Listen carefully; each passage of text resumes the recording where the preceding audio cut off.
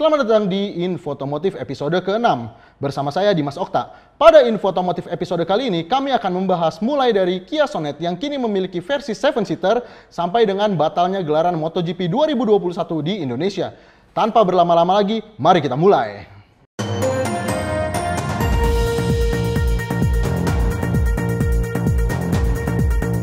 Berita pertama datang dari sebuah merek yang kini bangkit dari kematiannya. Macam The Undertaker. Merek ini adalah Hummer yang kini dibangkitkan kembali oleh GM. GM itu adalah General Motors, bukan Grandmaster, apalagi Grandmaster Dewa Kipas. GM setelah sebelumnya mengumumkan Hummer EV Trucks pada Oktober 2020 silam yang akan mulai dipasarkan pada tahun 2022. Minggu lalu, GM kembali mengumumkan bahwa mereka akan menjual Hummer dalam bentuk SUV. Mobil ini akan dipasarkan mulai dari tahun 2024. Itu apa nggak kelamaan ya jaraknya 2 tahun? Oh, maaf, kan ini Bapak yang bawain, kenapa Anda yang nanya? Ini tim kreatif, nulisnya emang sekate-kate. Kenapa tim kreatifnya emang? Kapasitas rendah tim kreatifnya emang nih, aduh. GM sepertinya tidak main-main dalam membangunkan Hummer dari tidur panjangnya. Karena mobil ini memiliki 200 optional item yang bisa dipilih oleh pembeli. Mobil listrik Hummer ini memiliki atap yang bisa dilepas. SUV convertible.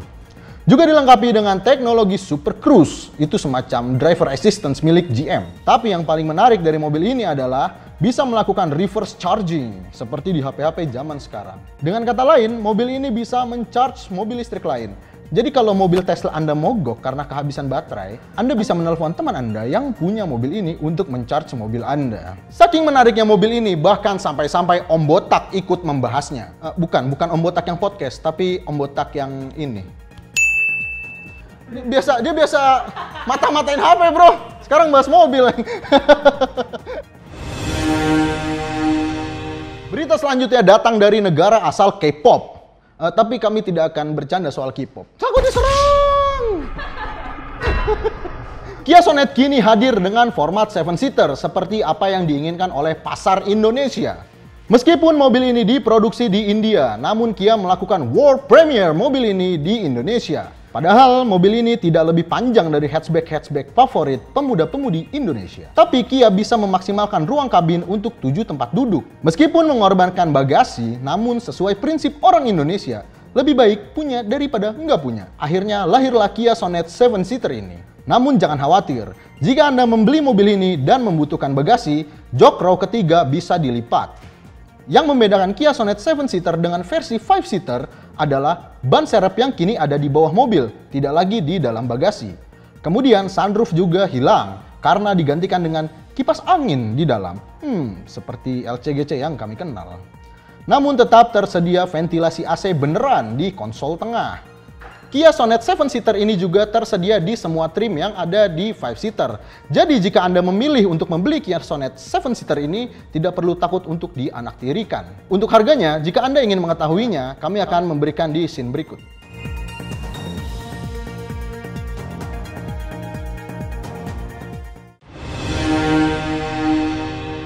Sepertinya, makin kesini skuter Matic makin tinggi saja popularitasnya. Setelah Honda memiliki PCX, kemudian Yamaha memiliki NMAX, kini giliran Suzuki yang unjuk gigi. Baru-baru ini Suzuki merilis skutik teranyar mereka, Suzuki Bergman Street 125. Motor ini memiliki fitur-fitur yang tidak kalah canggih dengan PCX dan NMAX. Meskipun mesinnya kalah jauh. Motor ini telah menggunakan headlamp dan DRL berteknologi LED, meskipun lampu sennya masih bolan. Namun motor ini dilengkapi windshield yang menambah kesan motor touringnya. Untuk instrumen cluster juga sudah full LCD yang common parts dengan Suzuki lainnya. Dan itu merupakan hal yang bagus. Karena motor Matic itu selalu mengedepankan kepraktisan, Suzuki juga tidak lupa untuk menyematkan 2 buah storage di dashboard yang dilengkapi dengan slot USB charger, bukan slot 12 volt. Untuk ukuran velg ini yang bikin kami agak bingung, karena menggunakan ring 12 inci di bagian depan dan ring 10 inci di bagian belakang. Ini kecil sekali untuk ukuran sebuah motor. Kalau saya yang naik mungkin seperti naik motor-motoran. Badan lu kali kegedean, Dim. Bukan badan kami yang gede. Ini simbol kesuksesan. Nggak ada harga dirinya gue jadi host. Namun sayang motor ini baru dijual di Vietnam. Kita belum tahu apakah Suzuki Indomobil Sales akan memasukkan motor ini ke Indonesia atau tidak. Berita selanjutnya datang dari pabrikan asal Bayern. Bukan Lewandowski ya, mohon maaf, bukan Lewandowski ya. BMW pada 9 April 2021 secara resmi meluncurkan BMW 5 Series Life Cycle Impulse atau bahasa konvensionalnya facelift. Namun nggak tahu kenapa BMW lebih senang menyebutnya sebagai LCI. Dua produk 5 Series ini merupakan 520i M Sport dan 530i Opulence. Kedua pilihan trim ini sama-sama mendapatkan improvement yang luar biasa. Pertama, BMW seri 5 kini menggunakan headlamp dengan teknologi BMW Laser Light. Lalu ukuran kidney grille yang membesar, namun masih bagus, tidak oversize. Bentuk bumper juga mendapatkan perubahan mengikuti bahasa desain BMW terbaru. Bentuk taillight juga kini mendapatkan penyegaran yang lebih dinamis, serta knalpot yang bentuknya trapesium. Sementara untuk bagian interior, kini layar instrumen BMW G30 ini sudah menggunakan layar 12,3 inci dengan iDrive 7 yang dilengkapi dengan BMW Intelligent Personal Assistant serta Android Auto dan Apple CarPlay Wireless. Jika Anda anak muda atau mahasiswa yang punya bapak seorang konglomerat, Anda bisa memilih trim 520i M Sport dengan aksesoris khas M yang sporty, seperti velg 19 inci yang berbentuk Y-spoke dual tone, kemudian silver matte side grille dan ducktail spoiler, membuat kesan sporty makin menempel ke diri Anda. Namun jika Anda adalah seorang bos, tapi masih belum mampu untuk membeli seri 7, Anda bisa memilih trim 530i Opulence karena terlihat lebih elegan dan eksklusif dengan tampilan velg 19 inci W-spoke dual tone dan garis-garis chrome yang halus. Untuk urusan mesin, kedua mobil ini ditenagai mesin twin power turbo 2,0 liter 4 silinder double fan nose. Untuk trim 520i M Sport memiliki tenaga sebesar 184 horsepower dan torsi 290 Nm.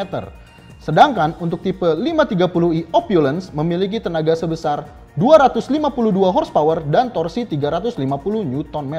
Dengan akselerasi 0 ke 100 kedua mobil ini tidak sampai 8 detik, mobil ini sangat cocok untuk Anda yang misalnya buru-buru meeting, jemput pacar, atau yang paling penting adalah tidak akan telat jemput istri. Jadi Anda tidak akan tidur di luar lagi. Masih ingat dengan rencana Indonesia untuk menggelar MotoGP di sirkuit Mandalika? Namun sepertinya kita harus lebih bersabar lagi karena Indonesia tidak masuk ke dalam kalender MotoGP 2021. FIM atau Federation Internationale de Motocyclisme dan Dorna Sports, ini agak susah nyebutnya ya, mengakui kepuasan atas perkembangan yang ada. Namun mereka memutuskan untuk menunda keturutsertaan sirkuit Mandalika di 2021 dan akan masuk ke kalender MotoGP tahun 2022. Meskipun begitu, Indonesia Tourism Development Corporation atau ITDC optimis bahwa rencana sirkuit Mandalika menggelar balapan MotoGP akan terwujud. Menurut FIM dan Dorna, target untuk sirkuit Mandalika adalah untuk menggelar balapan FIM Superbike 2021 ini. Dan selanjutnya akan menggelar balapan MotoGP di paruh musim pertama 2022. Menteri BUMN Erick Thohir pun mendukung penuh rencana Indonesia untuk menggelar balapan MotoGP ini. CEO dari Dorna Sports, Carmelo Espeleta, mengatakan bahwa kunjungan ke Lombok sangat sukses dan dapat memastikan bahwa nantinya sirkuit internasional Mandalika akan menjadi salah satu venue terpenting di kalender MotoGP ke depannya. Jadi ini bukan berarti Indonesia gagal ya dalam menggelar MotoGP, namun ada hal-hal teknis yang di luar kendali kita yang membuat FIM dan Dorna Sports harus menunda kalender MotoGP Indonesia. Sepertinya tanggal 9 April ini menjadi tanggal favorit bagi ATPM di Indonesia. Karena selain BMW dan Hyundai yang melaunching mobil barunya, Toyota Astra Motor juga turut serta dalam melaunching mobil barunya. Pada 9 April silam, Toyota merilis Toyota Kijang Innova 50th Anniversary Edition sebagai tanda 50 tahun kehadiran Toyota di Indonesia. Kijang Innova 50th Anniversary Edition ini berbasiskan Kijang Innova Reborn Facelift 2020. Dan produk ini hanya tersedia sebanyak 50 unit, dengan 30 unitnya berbasiskan tipe V-Luxury bensin 2000 cc dan sebanyak 20 unit merupakan Venturer diesel 2400 cc. Menurut Direktur Pemasaran PT TAM, Anthony Jimmy Suwandi, Innova 50th Anniversary Edition merupakan hadiah bagi konsumen di Indonesia dengan sentuhan yang berbeda.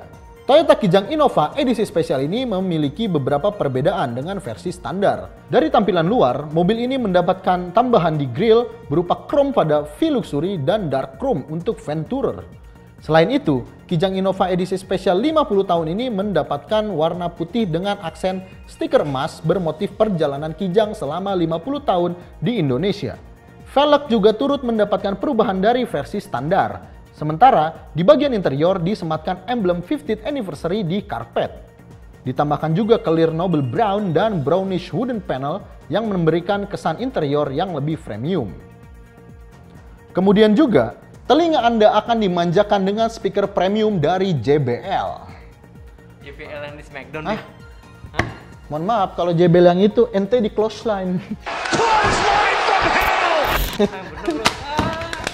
Udah buka kan? Udah buka kan? Berita selanjutnya datang dari komunitas Dumors, Dunia Max Owners. Kami dari Pricebook mengucapkan Happy 4th Anniversary untuk komunitas Dumors. Semoga anggota-anggotanya makin kompak dan terus tumbuh di kota-kota di Indonesia. Menurut Presiden Dumors, Om Kiwil. Ini Om Kiwil yang pelawak ya, bukan yang asyap. Dumors ini awalnya dibentuk oleh duda-duda pemilik Yamaha NMAX. Jadi Dumors itu, dunya tuh awalnya duda. Komunitas yang mulai terbentuk pada tahun 2017 ini merupakan komunitas bagi para bikers, pemilik sepeda motor Yamaha Max Series, mau itu NMAX, X-Max, maupun T-Max, jika ada. Di sini kita ada 17 chapter, dan jangan lupa, tahun depan 2022 ada kejutan. Dumors mendunia, karena kita akan buka cabang di Sarawak, Malaysia. Bagi Anda pengguna Yamaha Max Series dan ingin bergabung dengan komunitas Dumors, silakan hubungi komunitas Dumors yang ada di kota Anda dan bergabung bersama mereka. Sebelum masuk ke berita terakhir, jangan lupa untuk di-like dan share video ini ke seluruh umat manusia. Subscribe juga channel Pricebook Otomotif beserta loncengnya agar tidak kelewatan tiap ada video baru. Berita terakhir datang dari Benelli. Baru-baru ini, Benelli baru saja merilis motor terbarunya yaitu All New 302R.